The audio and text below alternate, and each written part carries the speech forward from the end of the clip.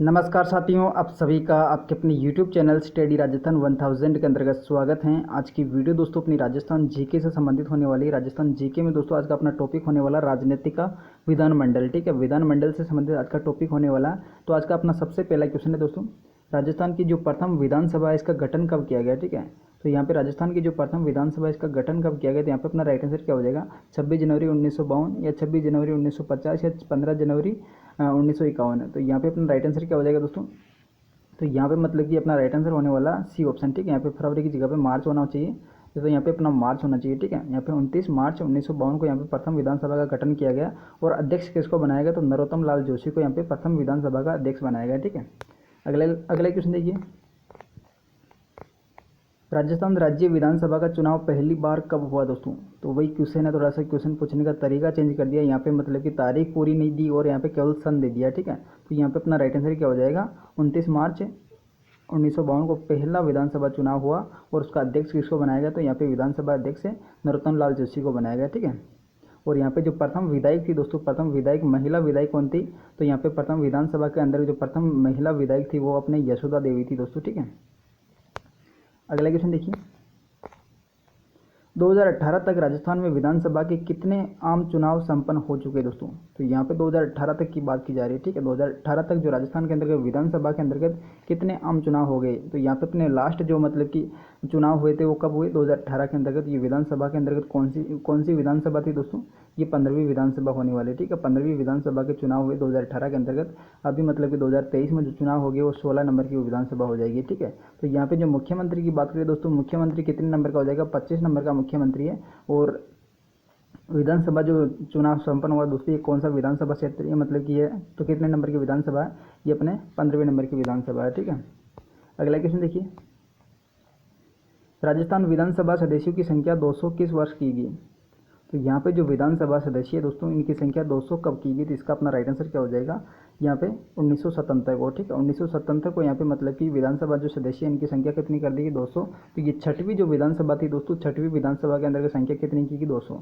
और यहाँ पे मतलब कि जो 1952 के अंतर्गत अपने पास संख्या कितनी थी, 160। ठीक है, 160 यहाँ पे अपनी जो प्रथम विधानसभा थी जिसके अंतर्गत सदस्य संख्या कितनी थी विधानसभा के अंतर्गत, 19 मतलब कि 160। ठीक है, उसके बाद दोस्तों मतलब कि 1957 के अंतर्गत इनकी संख्या चेंज कर दी गई, यानी कि जो सेकंड विधानसभा थी दोस्तों, सेकंड विधानसभा, उसके अंतर्गत इनकी संख्या कितनी कर दी गई, सेकंड विधानसभा कब हुई, 1957 के अंतर्गत। ठीक है, 1957 के अंतर्गत सेकंड विधानसभा हुई जिसमें इनकी सदस्य संख्या कितनी कर दी गई, 176। ठीक है, सेकंड के अंदर 176 कर दी गई, फर्स्ट के अंदर कितनी थी 160, सेकंड में होगी 176। उसके बाद दोस्तों मतलब कि चौथी विधानसभा आती है, तीसरी के अंदर कोई भी चेंज नहीं होता, चौथी विधानसभा के अंदर इनकी संख्या वापस करते कितनी कर दी जाती है, तो यहाँ पे इनकी संख्या कर दी जाती है 184 नंबर। ठीक है, 184।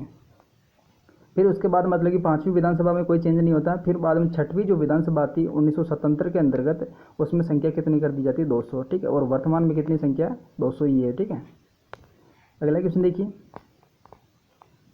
राजस्थान का विधानसभा कहाँ स्थित है। तो राजस्थान का जो विधानसभा जो स्थल है दोस्तों, ये कहाँ पे हो जाएगा, तो इसकी बात करते हैं यहाँ पे अपना राइट आंसर क्या हो जाएगा दोस्तों, तो ये लाल कोठी जयपुर के अंतर्गत होने वाला है। ठीक है, लाल कोठी जयपुर के अंतर्गत वर्तमान के अंतर्गत विधानसभा क्षेत्र होने वाला है। ठीक है, इससे पहले जो अपना विधानसभा क्षेत्र था वो मतलब कि विधानसभा जो स्थल था दोस्तों वो कहाँ पे था, तो ये सवाई मानसिंह टाउन हॉल से। ठीक है, सवाई मानसिंह टाउन हॉल से, जो कि कहाँ पे, जयपुर के अंतर्गत है। और अभी वर्तमान के अंतर्गत जो विधानसभा वो कहाँ पे, लाल कोठी जयपुर के अंतर्गत। ठीक है, अगला है, राजस्थान विधानसभा के कुल सदस्य संख्या की कितना दोस्तों, यहाँ पे अपने राजस्थान जो विधानसभा है इसके अंदर कुल सदस्य संख्या कितनी हो जाएगी, 200 होने वाली है। ठीक है, तो यहाँ पे 160 की बात करती है दोस्तों, प्रथम विधानसभा हुई 1952 के अंतर्गत, उस समय 160 थी। ठीक है, और दूसरी जो विधानसभा थी उस समय कितनी हो गई, अपने 176 हो गई थी। उसके बाद तीसरी के अंतर्गत कोई चेंज नहीं किया गया, और चौथीं के अंतर्गत चेंज किया गया, उसमें कितनी कर दी गई, 186 कर दी गई। उसके बाद पाँचवीं में कोई चेंज नहीं है, और छठवीं विधानसभा 1977 में हुई, उसमें संख्या कितनी कर दी गई, 200। ठीक है, तो यहाँ पे छठवीं विधानसभा उसके अंतर्गत संख्या कितनी की, 200। वही क्वेश्चन आ गया दोस्तों, तो यहाँ पे जो किस विधानसभा चुनाव में राजस्थान विधानसभा के सदस्यों की संख्या 184 से बढ़ाकर 200 कर दी गई, तो ये छठवीं विधानसभा हो जाएगी। ठीक है, छठवीं विधानसभा कब हुई, तो 1977 के अंतर्गत दोस्तों ये छठवीं विधानसभा हुई जिसमें संख्या कितनी कर दी गई, 200 कर दी गई। ठीक है, अगला क्वेश्चन देखिए,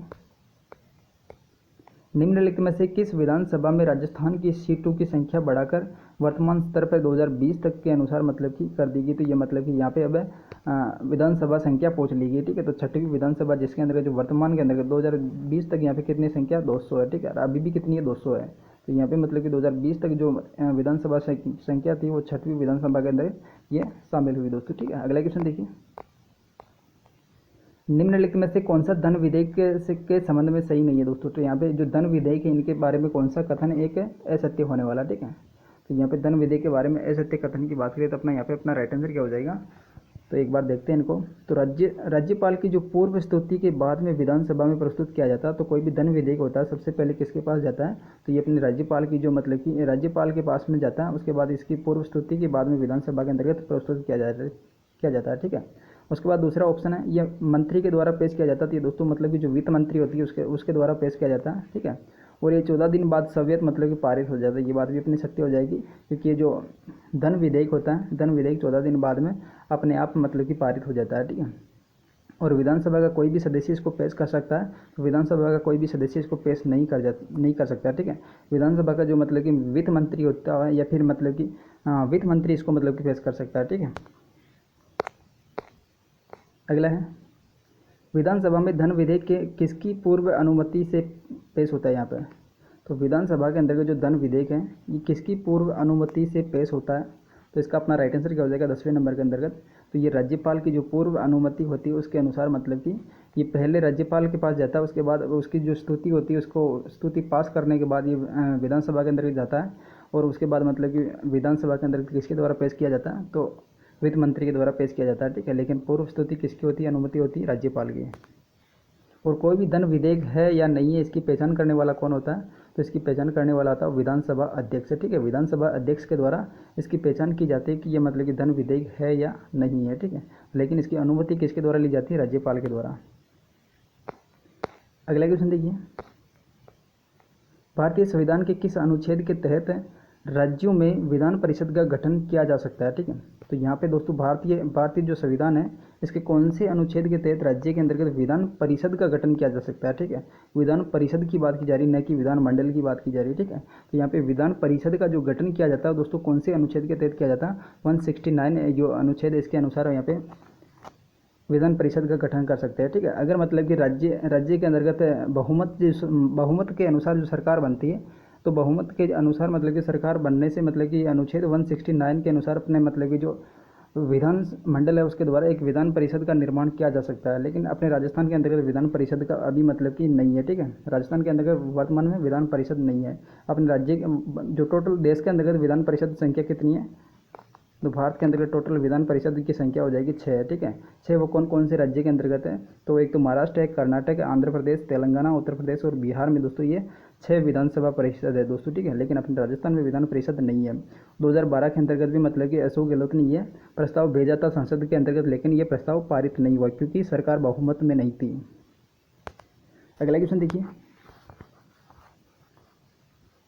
विधान परिषद के सदस्य कितने वर्षों के लिए निर्वाचित होते हैं। तो यहाँ पे जो विधान परिषद है, तो ये जो विधान परिषद के जो सदस्य है दोस्तों कितने वर्षों तक निर्वाचित होते हैं, ठीक है।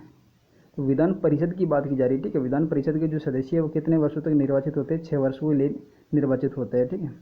बाकी यहाँ पे विधान मंडल के जो सदस्य होते हैं या विधायक होते हैं दोस्तों वो कितने वर्षों के लिए होते हैं, 5 वर्ष के लिए होते हैं। लेकिन विधान परिषद के जो सदस्य होते हैं वो 6 वर्षों के लिए होते हैं, ठीक है। 12वें नंबर का अपना राइट आंसर क्या हो जाएगा, ए ऑप्शन, ठीक है। अगला क्वेश्चन देखिए, विधान परिषद के सदस्य कितने वर्षों के लिए निर्वाचित होते थे, वही क्वेश्चन है, थोड़ा सा रिपीट हो गया।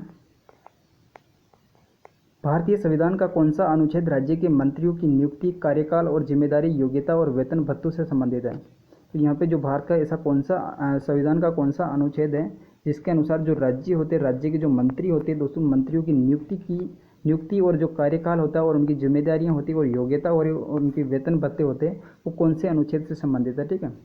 तो यहाँ पे अपना राइट आंसर क्या हो जाएगा, तो यहाँ पे जो राज्य के जो मंत्री वगैरह होते हैं इनकी जो योग्यता और वेतन भत्ते किनसे संबंधित है, अनुच्छेद 164 से संबंधित है, ठीक है। 164 के अनुसार मतलब कि यहाँ पे जो राज्य के मंत्री वगैरह होते हैं इनकी नियुक्ति किसके द्वारा की जाती है, राज्यपाल के द्वारा की जाती है, ठीक है। और इनकी जिम्मेदारी भी दोस्तों किसके अंतर्गत दिखा रखी, ये अनुच्छेद 164 के अंतर्गत दिखा रखी। और इनकी योग्यता और वेतन भत्ते भी दोस्तों इसके अंतर्गत दिखा रखा है, ठीक है। अगला क्वेश्चन देखिए, निम्नलिखित कथनों पर विचार कीजिए दोस्तों, वो देखते हैं कि यहाँ पे कौन सा ऑप्शन गलत होने वाला है, ठीक है। तो यहाँ पे एक बार देखते हैं, जो मंत्री होता है मंत्री मुख्यमंत्री के प्रसाद पर्यंत तक रहता है। तो यहाँ पे जो मंत्री होता है दोस्तों वो मुख्यमंत्री के प्रसाद पर्यंत तक नहीं रहता है। ये मंत्री जो होता है वो राज्यपाल के प्रसाद पर्यंत तक रहता है। ठीक है, कोई भी मंत्री हो वो मुख्यमंत्री के प्रसाद पर्यंत नहीं रहता है, राज्यपाल के प्रसाद पर्यंत रहता है। तो पहला ऑप्शन तो अपना गलत हो जाएगा। ठीक है, उसके बाद राज्यपाल राष्ट्रपति के प्रसाद पर्यंत रहता है। दोस्तों ये बात अपनी सत्य है, क्योंकि राज्यपाल होता है वो राष्ट्रपति के प्रसाद पर्यंत तक राज्य के अंतर्गत रहता है दोस्तों। ठीक है, उसके बाद तीसरा ऑप्शन अपने पास मंत्रिपरिषद में जो सामूहिक रूप से विधानसभा के प्रति उत्तरदायित्व होता है। तो जो मंत्रिपरिषद होता है वो किसके उत्तरदायित्व होता है, वो विधानसभा के प्रति उत्तरदायी होता है। ठीक है, तो ये दूसरा ऑप्शन भी अपना सही है। मुख्यमंत्री की पदावधि विधानसभा के कार्यकाल की समवर्ती होती है। तो ये ऑप्शन अपना गलत होने वाला दोस्तों। मुख्यमंत्री का जो कार्यकाल होता है वो कितने साल का होता है, 5 वर्ष का होता है। ठीक है, तो ये अपना डी ऑप्शन भी गलत हो जाएगा। तो यहाँ पे बी और सी ऑप्शन केवल सही है। तो यहाँ पे देखते हैं दोस्तों कौन से कथन सही है। तो बी और सी अपना सही होने वाला, तो ये बी और सी यहाँ पे सही हो जाएगा। ठीक है, अगला क्वेश्चन देखिए, राजस्थान विधानसभा में यदि मंत्रिपरिषद में विश्वास के अभाव प्रकट करने के संबंधी प्रस्ताव की सूचना है और साथ ही मंत्रिपरिषद में विश्वास व्यक्त करने के लिए एक प्रस्ताव पारित है, तो पूर्ववर्ती दोस्तों किस प्रस्ताव में होगी। तो यहाँ पे अपना राइट आंसर क्या हो जाएगा।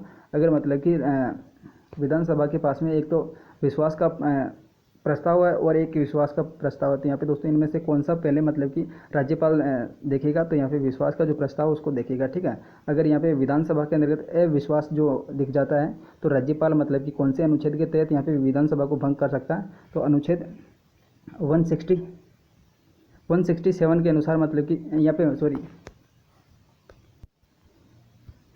अनुच्छेद मतलब कि 174 के अनुसार जो राज्यपाल होता है वो विधानसभा को भंग कर सकता है। ठीक है, 174 के अनुसार जो राज्यपाल होता है वो मतलब कि विधानसभा को भंग कर सकता है अगर मतलब कि विधानसभा के अंतर्गत अविश्वास दिखता है तो। ठीक है, और यहाँ पे जो मतलब कि 174 के अनुसार तो विधानसभा को भंग कर सकता है, और मतलब कि 356 के अनुसार, अनुच्छेद 356 के अनुसार यहाँ पे राष्ट्रपति शासन के लिए अनुशंसा कर सकता है। ठीक है, राष्ट्रपति शासन कौन से अनुच्छेद के अनुसार तो लगता है, तो ये अपने 356 के अनुच्छेद के अनुसार लगता है। ठीक है, अगला क्वेश्चन देखिए,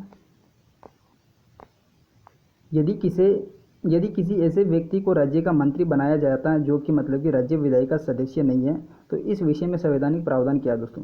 तो यहाँ पे अगर कोई मतलब कि ऐसा आदमी मतलब कि मंत्री बन जाता है जो मतलब कि राज्य विधानसभा या विधायिका का सदस्य नहीं है। ठीक है, तो उस मतलब कि आदमी के लिए मतलब कि क्या मतलब कि योग्य क्या किया जाता है। ठीक है, तो उसको मंत्री बना तो दिया जाता है, लेकिन उसको 6 महीने के अंदर क्या करना पड़ता है, 6 महीने के अंदर उसके निर्वाचन किया जाता है और विधायिका का सदस्य बनना अनिवार्य होता है। ठीक है, मंत्री बनने से पहले विधायिका का सदस्य बनना होता है। ठीक है, अगला क्वेश्चन देखिए,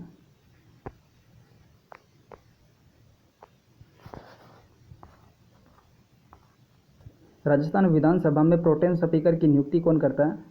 तो राजस्थान में जो प्रोटेम स्पीकर होता है दोस्तों इसकी नियुक्ति किसके द्वारा की जाती है, तो ये राज्यपाल के द्वारा नियुक्ति की जाती है। ठीक है, प्रोटेम स्पीकर की जो नियुक्ति की जाती है वो किसके द्वारा की जाती है, तो राज्यपाल के द्वारा नियुक्ति की जाती है। और प्रथम जो प्रोटेम स्पीकर वो कौन है दोस्तों, तो यहाँ पे जो प्रथम जो प्रोटेम स्पीकर वो हो जाएगी अपने संग्राम सिंह। ठीक है, प्रथम प्रोटेम स्पीकर कौन थे, संग्राम सिंह थे। और वर्तमान के अंदर जो प्रोटेम स्पीकर वो कौन हो जाएगा, गुलाब चंद कटारिया होने वाला है। ठीक है, वर्तमान के अंदर प्रोटेम स्पीकर कौन है, गुलाब चंद कटारिया। अगला क्वेश्चन देखिए, अनुसूचित जाति के उम्मीदवारों हेतु राजस्थान विधानसभा में कितनी सीटें मतलब कि आरक्षित की गई है। ठीक है, तो यहाँ पे अनुसूचित जाति की बात की जा रही है, यानी कि एससी कैटेगरी की बात की जा रही है। ठीक है, एससी कैटेगरी के अंदर जो विधानसभा के अंतर्गत जो उम्मीदवारों की जो कितनी सीटें आरक्षित की गई है। ठीक है, तो आरक्षित सीटों की बात करें तो कितनी सीटें आरक्षित की गई, 34 सीटें आरक्षित की गई है। ठीक है, लेकिन वर्तमान में मतलब कि इसकी सीटें कितनी है दोस्तों, 12। यहाँ पे मतलब कि टोटल सीटें कितनी है दोस्तों, तो यहाँ पे 27 सीटें हैं। ठीक है, उसमें से 12 महिलाओं की सीटें हैं। वर्तमान के अंतर्गत एससी कैटेगरी के अंदर मतलब कि कितनी सीटें हैं, 27 है, उसमें से 12 सीटें किसकी, महिलाओं की है। और आरक्षित सीटें कितनी हो जाएगी, तो ये मतलब कि 34 सीटें होने वाली है। ठीक है, और एसटी कैटेगरी की बात करें दोस्तों, एसटी कैटेगरी के अंदर जो आरक्षित सीटें वो कितनी है दोस्तों, 25 सीटें हैं। ठीक है, और इनमें से महिलाओं की सीटें कितनी दोस्तों, 3 सीटें होने वाली वर्तमान के अंतर्गत। ठीक है, अगला क्वेश्चन देखिए, 14वीं विधानसभा राजस्थान विधानसभा की अनुसूचित जनजाति के लिए आरक्षित सीटों में कितनी महिलाओं की निर्वाचित हुई। तो यहाँ पे दोस्तों 14वीं जो विधानसभा है इसके अंतर्गत जो विधानसभा के अंतर्गत अनुसूचित जनजाति यानी कि एसटी कैटेगरी से संबंधित आरक्षित सीटों के अंतर्गत कितनी महिला सदस्य निर्वाचित हुई, ठीक है। तो यहाँ पे जो आरक्षित सीटें टोटल वो कितनी दोस्तों, यहाँ पे 25 है, ठीक है। उसमें से 14वीं जो विधानसभा इसके अंतर्गत महिलाओं की संख्या कितनी थी, तो वो 3 थी, ठीक है। 3 यहाँ पे मतलब कि होने वाली। और वर्तमान के अंतर्गत दोस्तों जो 15वीं विधानसभा इसके अंतर्गत भी जो महिलाओं की सदस्य संख्या कितनी है दोस्तों, 3 ही होने वाली है, ठीक है। तो 14वीं और 15वीं के अंतर्गत महिलाओं की संख्या कितनी हो जाएगी, एसटी कैटेगरी से संबंधित 3 सदस्य होने वाली है। अगला क्वेश्चन देखिए,